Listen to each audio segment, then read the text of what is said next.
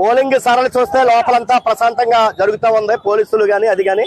కానీ బయట చూస్తే మాత్రం ఇది జనరల్ ఎన్నికల్లాగానే తలపించినట్టున్నది. ఒక సాధారణ ఉపాధ్యాయ సంఘం ఇచ్చినటువంటి ఈ పోటీకి మొత్తం రాజకీయంగా మొత్తం అందరూ ఎమ్మెల్యేలు మంత్రులు కూడా దిగి జనరల్ ఎన్నికల వలె ఈ విధమైనటువంటి వాతావరణం ఉండటం మేధావుల ఎన్నికలకి ఒక బాధాకరణంగా మేము భావిస్తా ఉన్నాం. లోపల ప్రశాంతంగా ఉంది కానీ బయట మాత్రం ఓటర్స్ ని భయభ్రాంతుల్ని కలిగించే విధంగానే ఉందనేది మాత్రం అయితే మేము చెప్పదలిసాం.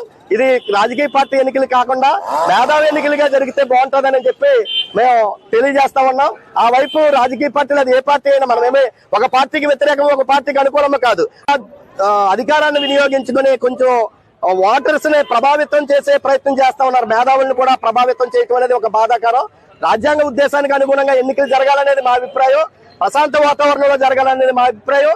కానీ ఈ విధంగా పొలిటికలైజేషన్ అవటం అనేది మేధావుల ఎన్నికలు కూడా ఇది రాజ్యాంగ ఉద్దేశానికి భిన్నం అని చెప్పి సందర్భం పోటీ చేయడానికి ఎవరికైనా రైట్ ఉంటుంది, పోటీ చేయొచ్చు. కానీ ఎన్నిక జరిపే వాతావరణం మాత్రం ఒక ప్రజాస్వామ్యయుతంగా మేధావుల ఎన్నికలుగా జరగాలి తప్ప ఈ ఎన్నికలు కూడా జనరల్ ఎన్నికలుగా రాజకీయ ఎన్నికలుగా చేయటం అనేది కరెక్ట్ కాదనేది మేము ప్రోగ్రెసివ్ డెమోక్రటిక్ ఫ్రంట్ గా గత అధికార పార్టీని ప్రశ్నించాం, ఇప్పుడు ప్రశ్నిస్తాం, నిరంతరము ప్రశ్నిస్తూ ఉంటాం, ప్రజల పక్షాలు ఉంటామని చెప్పి సందర్భంగా తెలియజేస్తాం.